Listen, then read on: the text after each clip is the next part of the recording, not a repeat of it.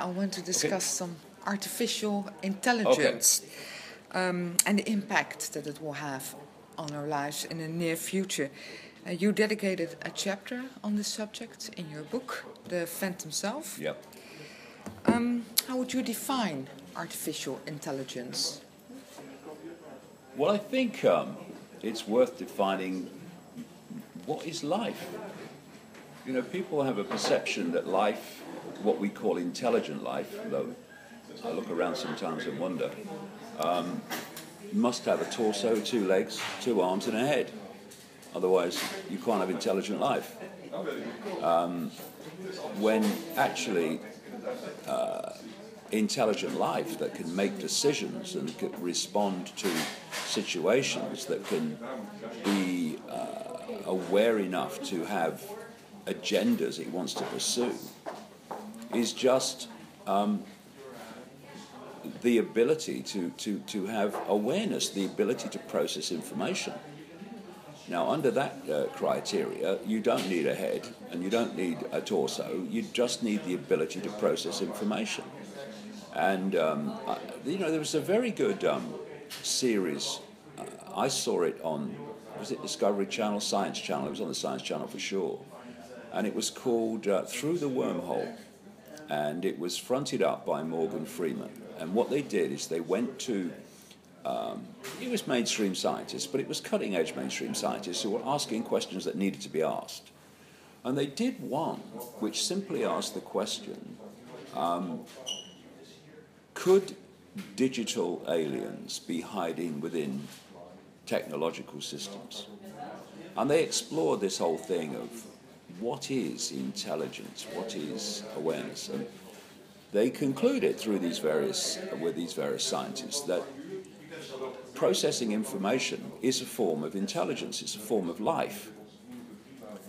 And when I then have looked at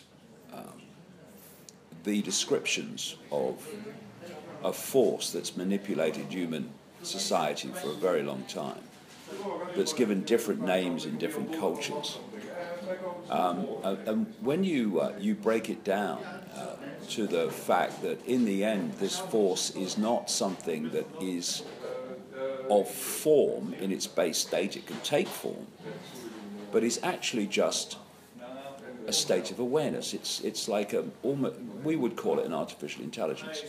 In fact, in 1945, there was a fantastic find at a place called Nagamadi, about 80 miles from Luxor on the Nile in Egypt, which was hidden books. Yeah, the scrolls. What they call codices. Yeah. That could have been buried around 400 AD, something like that, that told the story of this force manipulating human life, and actually the creator of this fake reality, which fits perfectly with what I'm saying about the fact that this is a simulation, which is what mainstream scientists more and more are coming out all the time and saying, well, actually, that's the only thing that makes sense of physics and everything. So what these Gnostic writings describe actually fits with what we're now beginning to understand about this simulation, this fake reality they were talking about. What they said about these archons, the name meaning rulers, that were manipulating human society, is that in their base state, they were basically just energy. They weren't form. They were just what I would call a form of consciousness. And they indicated that, in our terms, it was a form of artificial consciousness, artificial intelligence, as we would call it. And when I put all this together, and of course in a book or in a day-long talk, for me, we've not asked the most important question of all. Not artificial intelligence will run this, artificial intelligence will control that, artificial intelligence will decide that. The question that I've not heard asked is, what is artificial intelligence? And for me, what is happening is that the human race is being manipulated to build a technological vehicle for this archontic consciousness, this inverted artificial-like intelligence, to take everything over, including humans. Now, this is not so much of a stretch when you consider that the global promoters and salesmen of this transhumanist agenda get technology inside people and connect you to an artificial cloud, as they call it.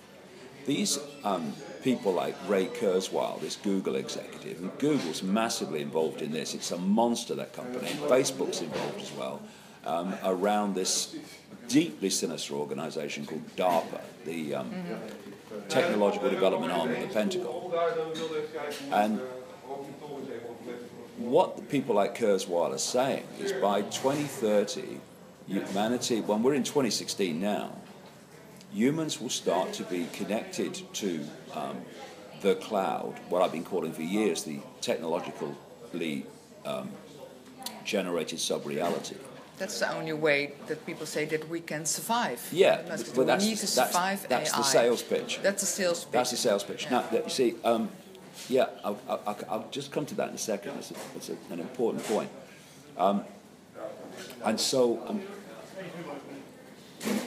I call the chapter in the book Transphantomism because the book's called Phantom Self because what I'm calling Phantom Self is this self-identity with our name, our job, our life story, our religion, our race, the construct they are experiences that our awareness, that our infinite state, eternal state of being aware are having.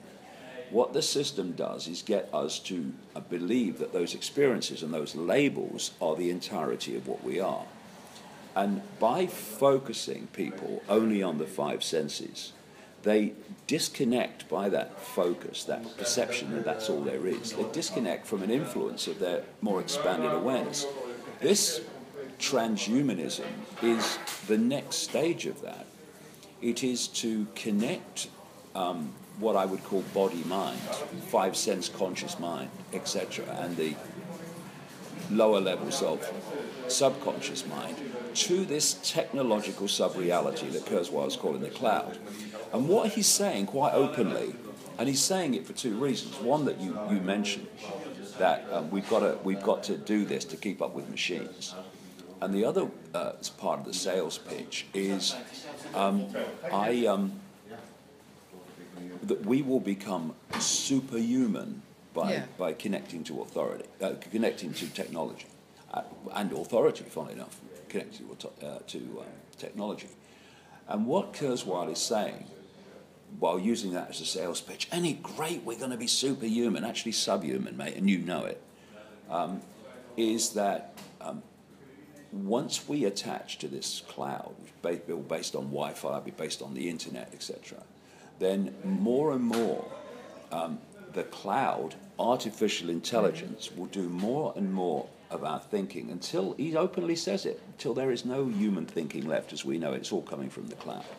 And what that is an assimilation of humanity into this artificial intelligence. What it will mean is whatever controls the cloud, of which the internet will be a major part, is it controllable anyway? Will be controlling human perception. Humans will become a computer terminal on this cloud, in effect, without the ability for free thought beyond it, because of this attachment of technology to the cloud. And it's not, people talk about microchips.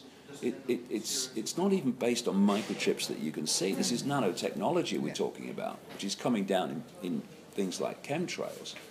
And we need to become aware of this, because this is not something that's sometime over the rainbow. We're watching it unfold now by the year, and so or by the day rather. And then you look at, as you mentioned, people like Elon Musk and people like that, Eric Schmidt, and all these people, and at Google, And alphabet. Or Alphabet, because they changed the name. And DeepMind. Yeah, and all these they changed the name of much of Google to Alphabet, yeah. So they can hide the extent of Google's involvement in all this. But when you listen to people like Elon Musk, what he's saying is, well, it's not a good thing, you know, all this transhumanist technology and machines, but you know, if we don't get chipped, then we're going to get left behind. Well, there's another answer to that. Stop making the things. Stop making them. Oh, you know, yeah, all these machines, they're going to take over. Well, stop making them. But that's not what they want to do, because they're meant to take over. And you know, I remember I was reading an account by a Central American shaman called Don Juan Matus. He was a source for the source for the Carlos Castaneda books from the 60s to the 90s. And in one of the books, this Don Juan Matus is describing this predator consciousness in precisely the terms, really, that we're talking about, and the Gnostics talked about the archons. But he asks a question. Explain to me how you can have the brilliance of man the engineer against his stupidity of beliefs. Well, I think that is explainable. What's been happening through what we call history is humanity has been brought to a point where they are clever enough to build their own prison, to build a technological vehicle for this manipulative force which can't operate directly in this arena, in this reality. But without being awake and aware enough to realize that that's what they're doing. And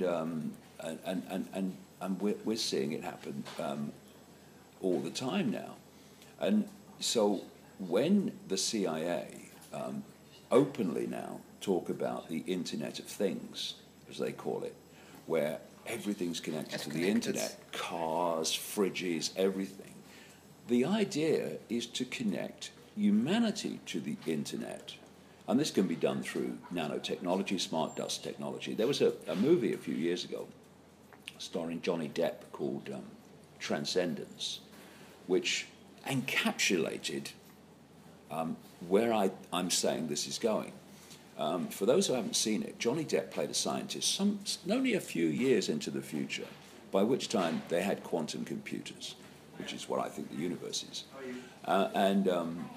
So he then found he was dying. So his scientist wife downloaded his consciousness onto this quantum computer.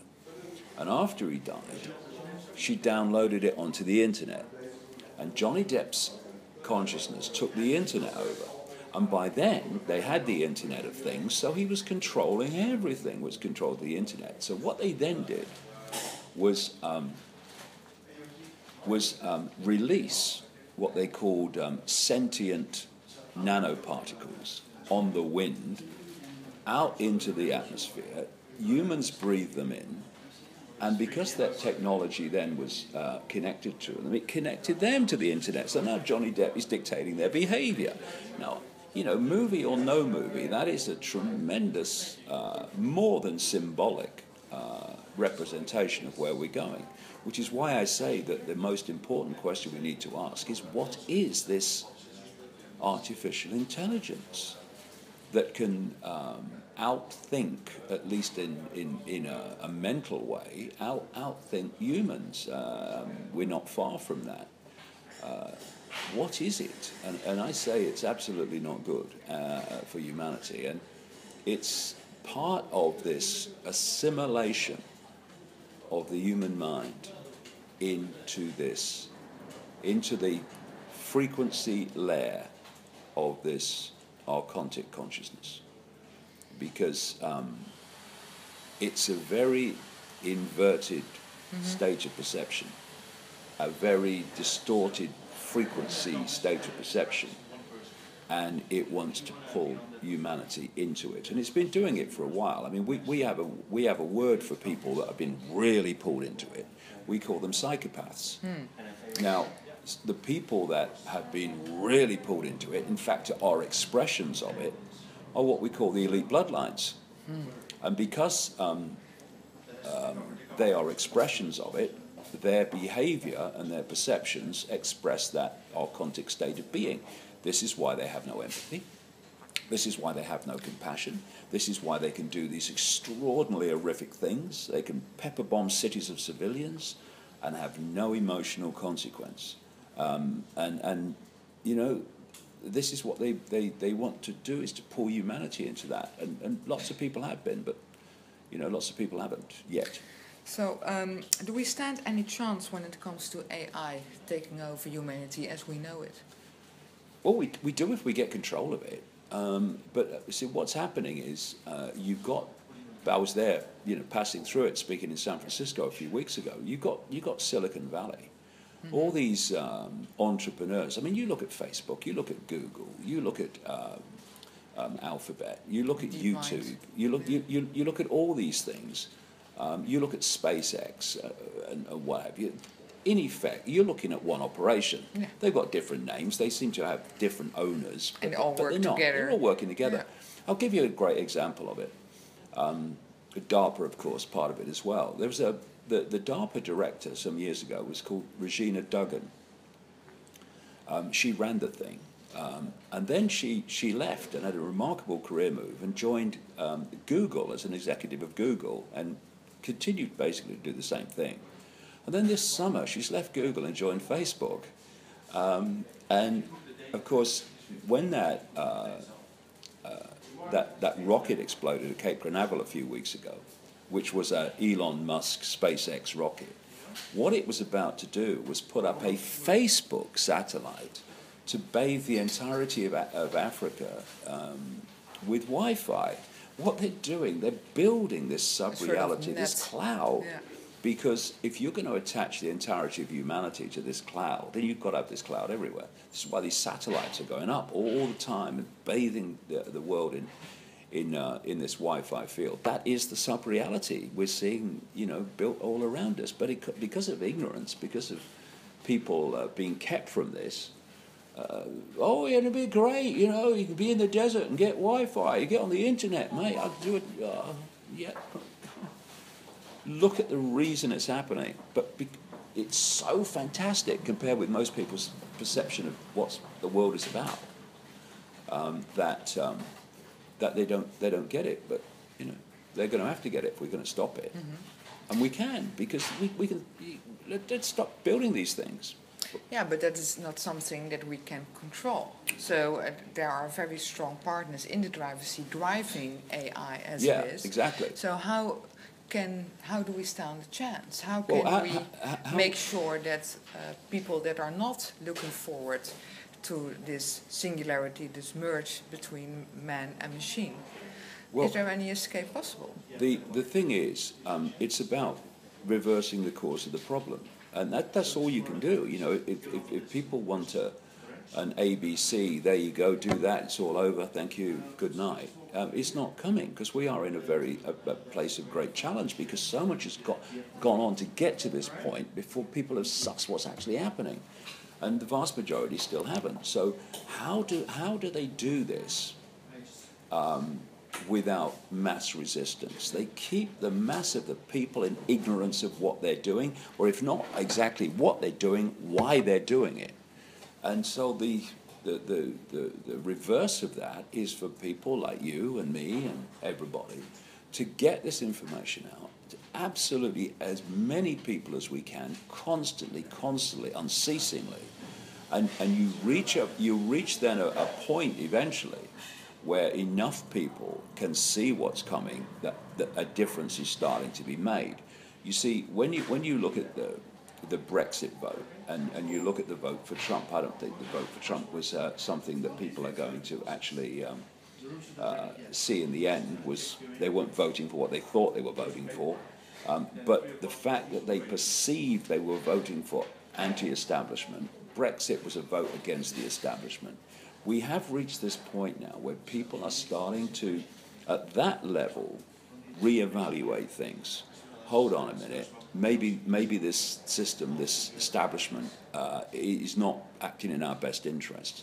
And that's been done by years and years and years of putting out this information about how politics is corrupt and how finance is corrupt and how all these things are corrupt. And eventually you start to make a difference purely by the volume of times you've done it. And we need to do the same with this transhumanist thing. We just keep getting it out. You see, what is happening is they are working to get the public so addicted to technology that the technology starts to think for them and starts to change even the way their mind works. This is what we're seeing. Mm-hmm. And one thing that people can do, if they have children, is keep smartphones and smart technology from their kids. This is rewiring their brains. It's rewiring their perceptions. What this is the plan. First of all, you introduce technology that you can hold, holdables. This is smartphones. This is smart tablets, smart and all this meters, stuff. All that stuff. Yeah. You then go to the next stage. We're already there, where you get technology on people. You want to get it inside them, so you've got it out their hand. Now you've got it on people. This is Google Glass and smart watches and Bluetooth and all this. And then you go to the next stage, which is from holdables to wearables to implantables. You go inside the body. Now you've got where you want to go, and this is what's happening. And if you look at the addiction that people have to smartphones, for instance, alone, it's extraordinary. And what it's doing, I mean, more and more people are ending up in hospital because they're walking out in the middle of the bloody road looking at their bloody screen. And you watch people, including children, it's tragic. You see kids, they can't put it down. If they put it down, they have to pick it up again. They're addicted to it. And it's rightly been described as digital heroin. That's what it is. And what the studies have shown, because the brain is not something that you're born with and then it stays static. The brain, they thought that was the case, but now they realise that the brain is changing. They call it plasticity. Yeah.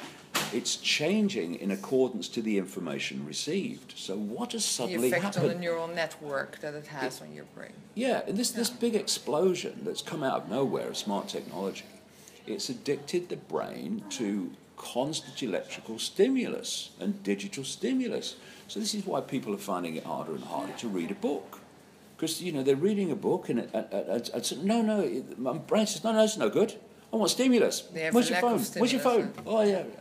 And so it's changing the way. I mean, there was this study was it last year, that, the human attention span in many people now is akin to that of a goldfish. Yeah.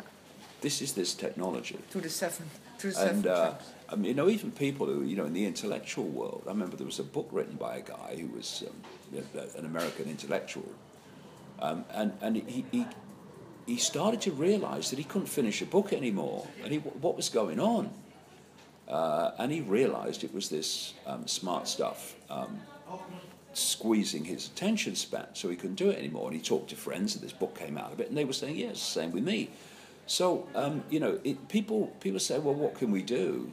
Well, you can do the biggest favour, one of the biggest favours you could ever do for your children. Get the smartphones out their hands all the time, because this is where it's leading. And of course, what happens is, just having it alone at the stage that it's at the moment is not enough. You've got to keep, what's the next stage? What's the next stage? Oh, have you seen the latest? And you have people in big, long queues in the early hours of the morning to be the first person to get a new version of a phone that's actually a digital prison cell. This is the level of perception manipulation in relation to all this. And we have to reverse it by constantly, at every opportunity, pointing out what the real reason for all this is. Because once you put the pieces together, it does make perfect sense what is actually happening. Because in any sane world, if machines were becoming more intelligent than humans, that more mentally efficient than humans, to the point where they could control humans, any sane society would stop making those machines. Yeah. Instead, they are exploding. And this is the other point of it that people need to understand.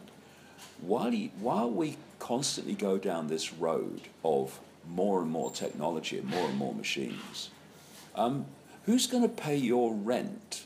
Who's going to pay your mortgage? Who's going to buy your food when machines are doing almost all the jobs? Because, you know, in a world that was based on fairness and justice, what you would say is, if you were going to bring in machines to do everything, you'd say, okay, right, so all these machines are doing this, so therefore human employment has been decimated. So what we're going to do is the money that's generated from all these machines running society, we're now going to share out among those people who can no longer earn a living, right? That's what a just society would do. We don't live in a just society. What's going to happen is those that control those machines, actually the tiny, tiny few, the less than 1% ultimately, they're going to take all the financial and other rewards from what the machines do, and everyone else is going to have to just get on with it. And I have this structure I talk about, I call the Hunger Games society, where you've got the less than 1% at the top dictating to not the people who are suffering from austerity now, but people who think they're doing well now, the middle classes and even above the middle classes financially. The plan is to bring them into this austerity of control, with the less than 1% at the top, the masses at the bottom of the pyramid, and in between the two, a police military state holding that status quo. So if people would just only think from a jobs point of view, if we allow machines to take over, you know, not even talking about taking over the human mind, which is the idea, just taking over jobs, it will devastate human. And then you could get a sort of revolutionary act that people could stand up. Last question, David. Are these guys that are busy with developing AI, as we just spoke of, not inventing a new god? Well, I think you know, if you go into Satanism and the deeper levels of what's called the occult, just means hidden, then these archontic gods in all their various forms and all these different names that different societies give to them, they are the Satanic God or gods. Thus, in a way, the creation of the AI smart grid, all-encompassing global technological sub-reality cloud is creating a vehicle for those gods, as they have perceived them all along, to enter this reality and control this reality through this technological web under the name AI. So in many ways, what the transhumanist agenda is an extension of this takeover of human society. Because this archontic force cannot directly operate in our reality, because for frequency reasons and for atmospheric reasons and many other reasons, it's had to put bloodlines in place within our society infested with this archontic consciousness, what people call possessed, to manipulate human society on its behalf. This transhumanist technological global network is designed to allow the next stage, which is for this force to actually enter this society and directly manipulate via this network. Because if every human mind is connected to a artificial reality that is controlled by this artificial intelligence controls everything, including every perception of human perception and thought. And when you just study what Kurzweil is saying is going to happen, it's exactly what he's describing. Time to wake up and fast. Thank you. Thank you for this interview. Thank you, no problem.